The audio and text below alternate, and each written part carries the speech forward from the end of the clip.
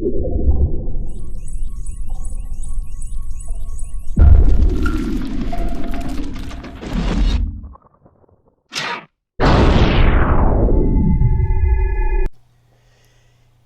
today's video, we're going to talk about how to break vectors into components. So let's get right to it. Sadly, not all vectors are always directed exactly due north or due east or due west. Sometimes their direction will be at angles from the customary axis. So for instance, 40 degrees north of east. It's clearly not right on the east line, it's clearly not right on the north line. Okay, so what do we do with that? Well, basically, we can use a mathematical trick, I guess you could call it. Can be used to break that vector into components. Okay, so for example, a southwest vector can be broken into a southward component and a westward component. So like, let's say I were to draw a vector, it looks like this. Okay, and I think you guys would all agree that this is directed southwest. Okay, this vector right here is the equivalent of basically this vector plus this vector. Okay, in some way, shape, or form. And we'll talk about how we can actually figure this out a little bit more, but this is just kind of give you an idea of what I'm talking about. If you have a vector that's not directly going south or directly going west, what do? Well, you can take this vector and break it into components, one going south and one going west, and if you add those two together, you get kind of the southwest component, or southwest vector, I should say. Another example, here we have a dog, and this dog, its leash is being pulled at an angle. Okay, so here's the leash, and it's being pulled at this angle. So clearly this isn't north or east or south or west, but this angle of pulling actually equals a upward vector component and a rightward vector component. So basically what they're saying is this pulling here equals that. It's the same thing. Okay, and I think somewhere my picture got cut off because really it should be like this, where you have this angled vector equals an upward plus a sideways vector component. Okay. Another example. Here's a picture. Okay, this picture is being hung up by an angle of some sort. I assume maybe it's like two wires. Maybe there's one over here too, but it's just not in the drawing. Either way, we're basically focusing on this vector that's at an angle. This vector here equals the upward and leftward vectors. If you put those two together, you would get this. Okay. So any vector directed in two dimensions can be thought of as having two different components. The component of a single vector describes the influence of that vector in a given direction. Okay, and so here it is again in kind of picture form. It's angled up and to the left, and so that is the same thing as a vector that's just going straight up and one that's just going exactly left. Okay. So vector resolution basically is a method for determining the magnitudes of the components of a vector directed in two dimensions using trig functions. So we're going to go do examples. I think that's the best way to learn some of this stuff. So vector resolution is basically taking a vector and figuring out the components of that vector that make it up. So here are the steps to using trig to figure out vector resolution. You construct a sketch, and there's no scale needed, so you don't have to have like 1 inch equals 5 meters or anything like that, of the vector in the indicated direction. So make sure you draw it in the correct direction. Label its magnitude. So is it 20 newtons? Is it 10 meters per second? What is this vector telling us? And the angle that it makes with the horizontal. Okay, so what angles it makes? So is it 20 degrees above the horizontal, 40 degrees, 90 degrees? What's going on, right? Then draw the vertical and horizontal components of the vector. And again, you'll use common sense for that. Okay, what do I mean by that? Well, if I have a vector that's going like at an angle like this, okay, this vector really equals, here it is again, a component going in this direction to the right and one going up. Okay, I drew the components in dotted lines. So the dotted lines really would equal the same thing as the hypotenuse. Notice I've made a triangle here, and that's where the trig functions come in. Okay, you're basically making triangles. To me, this is just common sense that to have a vector going right and up, you're going to need a vector that goes completely right and one that goes completely up. I think no one would say, well, there should be one going down and to the left. That makes no sense. At least to me anyway, it doesn't. Okay. Label the components. Now what that means is I would call this the y-axis, and this one I'd call the x-axis. Having labels is kind of important so you can see what's going on there. Right? and then use trig functions to figure out what x and y are. Okay, so how big is x, how big is y, and get a number for those. So here's an example of a vector that's at an angle. It's not directly on north, south, east, or west. Okay, so you'll notice this is a force being applied to this block, what let's call a block. And if I were to say draw in, here's north, and then now south, west, and then east, okay? The first thing I want to do is I want to label this guy that it's 15 newtons, okay? They tell me that it's 15 newtons. That is the force being applied on this block. Next, I want to draw in the vectors that when added up will equal this one. Okay, so if it's going up and to the right, we're going to have a rightward vector, and let me just change pen colors here real quickly. We're going to have a rightward portion, which is going to be in blue, and I'll try to make this nice and thick. Okay, and that's my x. And we're going to have an upward portion, and that's my y. Okay. The question is, what is x and what is y, right? I mean, like, what do these equal in terms of a numerical value? If the applied force is 15 newtons and it's 30 degrees above the horizontal line, what is x and what is y? Well, this is where you use your trig functions, okay? And if you remember,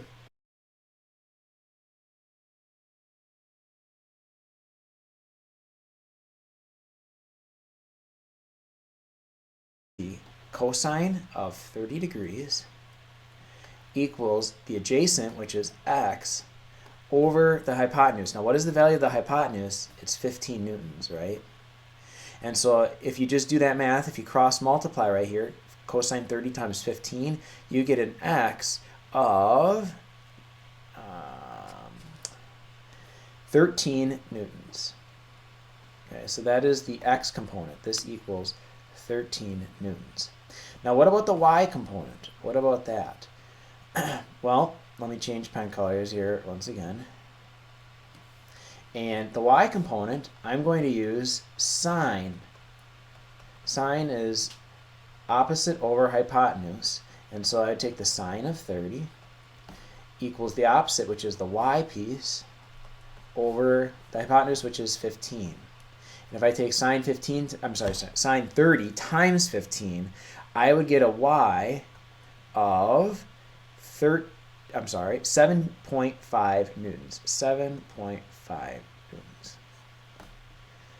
7.5 newtons. Okay. One way you can check yourself here is actually to use the Pythagorean theorem. If you take 13 squared plus 7.5 squared equals c squared, you should be able to confirm that that actually does add up to 15 or equal 15 newtons. Okay, so this is what I mean by breaking this applied force of 15 newtons that's 30 degrees above the horizontal up into components. You have an x component that's 13 newtons to the right and a y component that is 7.5 newtons up. Okay, and that's breaking it into components. Now, there are more complex problems than just that, okay? So now what we're going to do is we're going to look at situations where we are combining multiple vectors, and we're going to be using kind of everything we've learned thus far to figure out the resultant vector. Okay, so let's take a look at an example. It says a student drives his car 6 kilometers north. Yeah, I'm just going to start to draw things down here. So we have a student driving his car 6 kilometers north. So I'm going to draw an arrow up.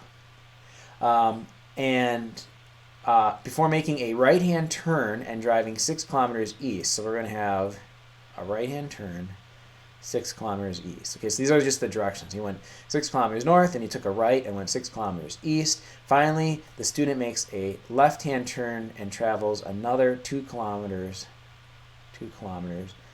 north or up. Right? What is the magnitude of the overall displacement of the student? What is the direction? Okay.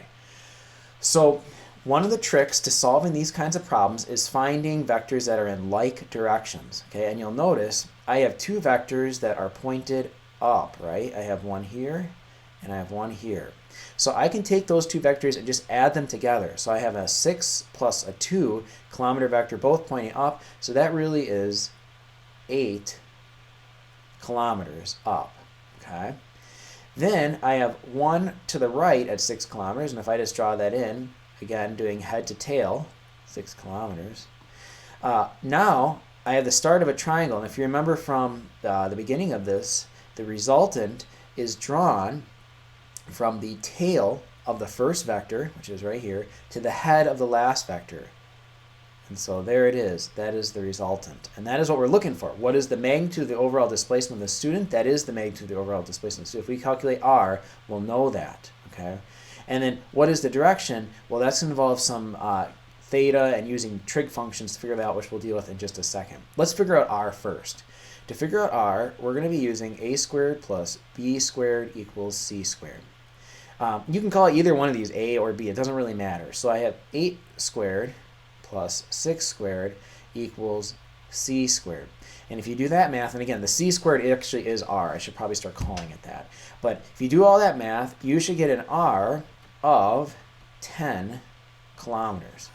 Okay? That is the magnitude of this vector. That's how far this student drove. Is in total, for its total displacement, it was 10 kilometers. Now, the question is, what is the direction of r? Okay, remember, the direction is how many degrees from due east is the vector going in a counterclockwise direction. Okay, so to figure that piece out, I want to figure out this angle. Okay, I want to figure out theta right here. Okay, how could I figure out that angle? Okay, the answer is I'm going to use my trig functions. Right, I can use the tangent, because tangent is opposite over adjacent. I should put theta in there. Tangent theta equals opposite over adjacent. So what is the opposite of theta right here? It is 6. Okay, right? So it's 6 over the adjacent, which is 8. Tangent theta goes 6 over 8. Well, if I take the inverse of tangent, so I have tangent 1, 6 over 8. If I do that math problem right there, I get a theta of 36.9 degrees. Now, here's the tricky part, and this may upset some of you. That is actually not the right answer. That is not the direction. That is theta, absolutely, but remember the direction is how many degrees from due east is this vector. Okay, so theta basically tells us how many degrees from north the vector is. So if I take, and remember, from east to north, if north is up here, that's 90 degrees, all right? And this is 36.9. If it's 90 degrees, this whole thing is 90 degrees, and that's 36.9, how could I figure out this piece right here? Well, if I take 90 minus 36.9, so take the difference between them, I would get a resultant, or direction, I should say, of 53.1 degrees. Okay? So basically it's saying that this angle from the horizon of east is 53.1 degrees, and that gives us a direction. So two non-perpendicular vectors will obviously not form a right triangle. So let's say you get like a plus b. Okay, you notice a is kind of a nasty vector. It's at an angle, whereas b is nice. It's going directly east. What can you do? Well, if I break a up into components and I get an x component, which maybe it's like right here, x component, and I take the y component, now I have two different vectors that are nice and easy to deal with. I have one going to the right and one going straight up. If I add all three of these together, then I am dealing with just two vectors. Okay? And I know this seems confusing probably, but let me do an example with you right now. It says, Trey plays for Case's football team. During one play in a game against Horlick, he made the following movements after the ball was snapped on third down. First, he backpedaled in the southern direction for 2.6 meters. He then shuffled to his left for a distance of 2.2 meters, or went west. Finally, he made a half turn and ran downfield a distance of 4.8 meters in a direction of 240 degrees counterclockwise from east, or 30 degrees west of south, before finally knocking the wind out of a Horlick wide receiver. Determine the magnitude and direction of Trey's overall displacement. Okay, I basically simplified that example into the three things that we really need to know. He went south for 2.6 meters, west for 2.2 meters, and 4.8 meters in a direction of 240 degrees counterclockwise from east. Okay, so I'm just going to start drawing my vectors. Here's the south one, and this is 2.6 meters. The west one, and it's 2.2 meters. And then this guy right here is kind of funny looking, 30 degrees west of south. So I'm just going to draw in my axis here. Here's south, and it's 30 degrees west, or towards the westward direction of south. Or, if I took a protractor, it would be 240 degrees to get to it. Either way, what it's saying is this angle right here is 30 degrees. Okay, 30 degrees in there, right there. And the magnitude of this vector is 4.8 meters. Okay, so I have to add all three of these together to make some sort of triangle to figure out the total displacement of Trey on the football field, and also figure out in what direction he was traveling. How do I do that? Well, this is where things get a little bit tricky. These two are pretty easy vectors, right? I mean, one's going down and one's going to the left. The third one, though, is really what's the challenging one. And so we're going to break that into components. Right? So I'm going to blow this guy up much bigger so that we can actually see that right here. Okay. Here is the resultant vector, 4.8 meters. Now, from this resultant vector, we know that there is a component that goes down, right? And we'll call this y. And there is a component that goes left. We'll call that x. Okay. How do I know this? Well, to have something go down and to the left, there must be a downward component and there must be a leftward component. The problem also tells us that this angle right here is 30 degrees. Okay? How can I figure out x and y? Well, the way I can figure out x and y is through using trig functions. So I think if I take the sine of 30 degrees is equal to opposite, which is x, over hypotenuse. X over hypotenuse. And again, I know I do this kind of fast, but if you do this math in your calculator, and feel free to verify my answers here, if you take the sine of this, you would get a x of 2.4 meters. To get the y, I'm going to use the cosine function. Cosine 30 equals y, because it's adjacent, it's right next to it, over the hypotenuse. And if you do that math, you would get y equals 4.156 meters. Okay, so those are my two numbers. So I'm actually going to kind of like, if you will, scribble this out, and I'm going to add an x piece that's going to the left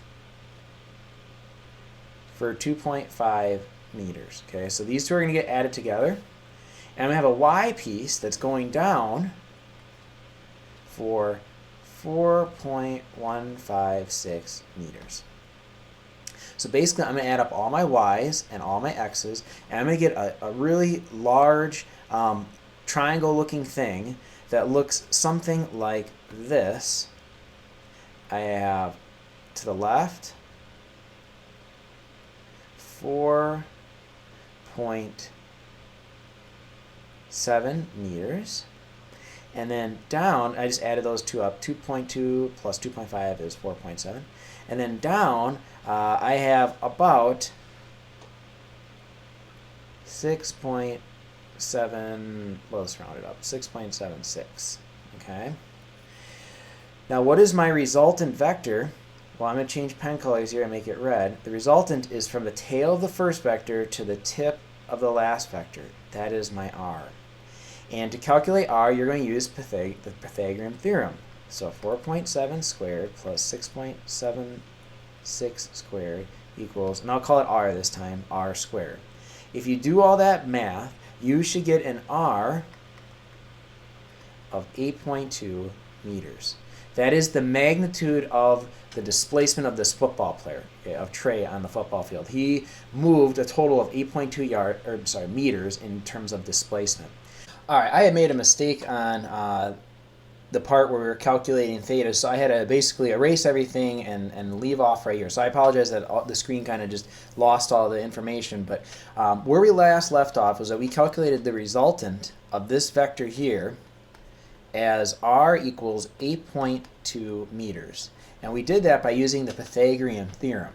Now, I want to know what is the direction of the displacement, or what is theta right here? And I drew in a little grid here where here's like north, south, east, and west. Okay? If I can calculate theta and I get that angle, I'll be sitting pretty. And the way to do that is I'm going to use the tangent of theta equals opposite, which is 6.756, over adjacent, which is 4.6. I then need to take the inverse of tangent, which is this guy right here, and then 6.756 over 4.6. And if I do that math, I get a theta of 56 degrees. Now again, that's not our answer, because remember, we're not so much concerned with just this angle from the western horizon. What we're interested in is how many degrees is this angle from due east. So from starting here and then going all the way around until you get to R, how many degrees is that? Well, this isn't that bad, because really if you just think from east to west, if you do half a circle, how many degrees are in a half a circle? Hopefully you're thinking 180 degrees, and then so that gets you to here, this point right here. Then how many degrees is this piece right here? Well, we just calculated that, right? That's 56. So if I take 180 plus 56, I get 236 degrees. And that is the directional piece. So my magnitude is 8.2 meters. The direction is 236 degrees from east, going in a counterclockwise fashion. That takes care of this video. I will see you guys next time.